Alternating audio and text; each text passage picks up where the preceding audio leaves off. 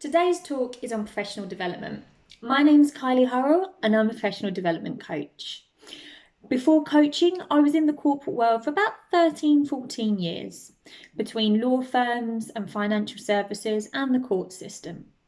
But I found towards the end of my 13-14 years, I started to feel really unfulfilled. I started to maybe lose sight of my purpose and certainly what my capabilities were. So one night I put pen to paper, made a list of my strengths and weaknesses, what I did and didn't want, what I was looking for life, what brought me some joy. And from that, I made a change. I found coaching, I retrained, I found that all important meaning in my life again, and I'm helping people and I'm exploring my capabilities again, and it's brilliant. And that's what brings me here today to talk to you about your potential when it comes to your career. I think there's several core elements of this. Actually exploring the potential itself, the self-belief, and also goal setting. So we're going to discuss all three of those today. So if we look at potential itself, let's start with what makes you tick. So the thing that I would suggest here is make a really truthful assessment about your skills and your abilities and your performance in the workplace. Write down 2, 3, 4 things that are your greatest strengths and your greatest weaknesses. Now, when it comes to your weaknesses, you need to be willing and you need to be able to confront your fears and potentially your blind spots. This is why asking someone else could be a really great way of being brutal with yourself and getting down some brutal honesties on paper.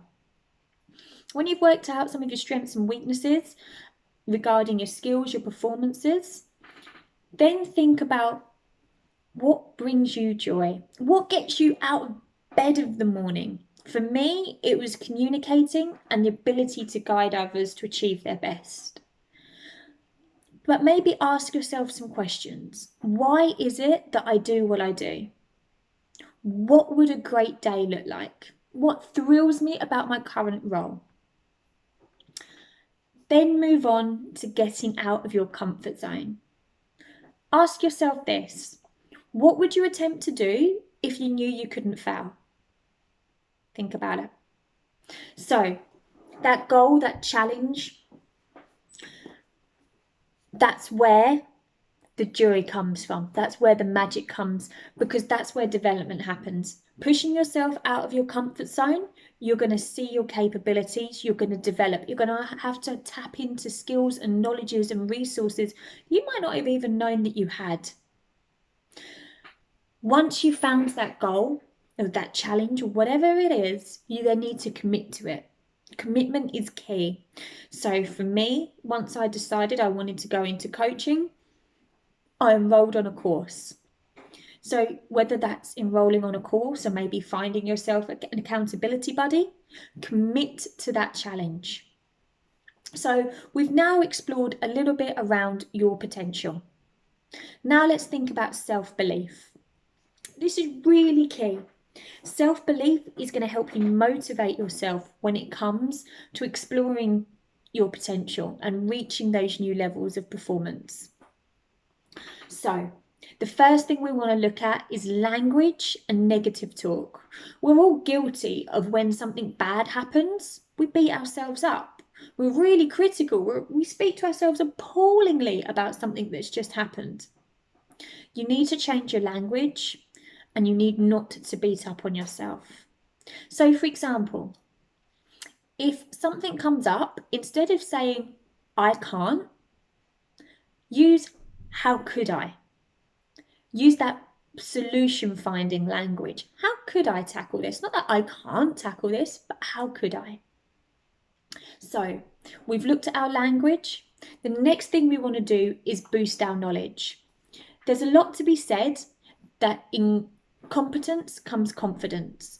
If you feel competent about a subject matter or a skill and talking about it, you're going to feel really confident. You're going to confidently speak about that subject matter. So boost your knowledge. Now, whether that's, again, taking a seminar or taking a class or reading up on the subject matter, getting some training from another member of staff, but whatever it is, boost your knowledge. Following on from that, you want to then look at repeating what you're doing.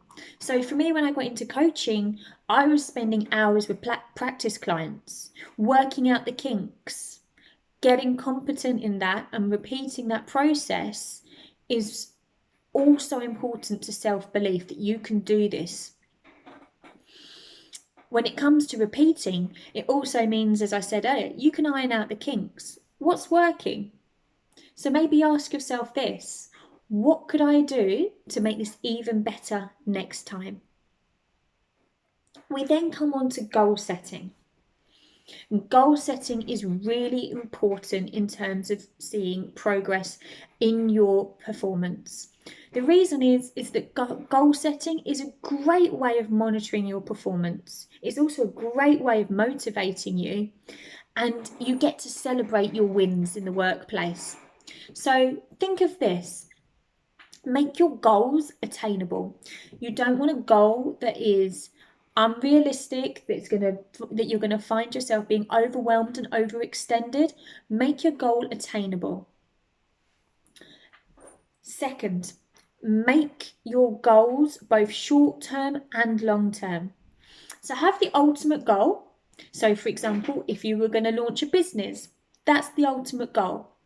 But then have short goals that each week you're going to work towards something, and those little steps are going to add up towards being able to launch that business. So for example, at the end of each of my coaching sessions, my client leaves with an action plan. That is a weekly action plan. That is a weekly challenge or goal to aspire to and to achieve. And then next week they feed back into me, and we can talk about what went well with that goal, and if it went well, like we champion that goal. And as I say, it's that great sense of being able to really see your progress. Each small goal is adding up towards that big goal. Now, be flexible. Flexibility is key to when you're goal setting. If we go back to the example earlier of launching your own business, you want to be flexible. What happens if the date that you had in mind to launch the business has to be put back a little bit? Like something's happened, and unfortunately, due to unforeseen circumstances, you may have to postpone it for a week or two because you're sorting out something else. If you allow yourself to get really disheartened, that's going to take away from you motivating yourself.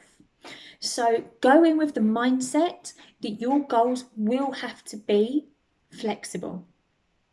So there was a little bit of an insight today in how to develop and uncover your potential and how to see those peak performances at work.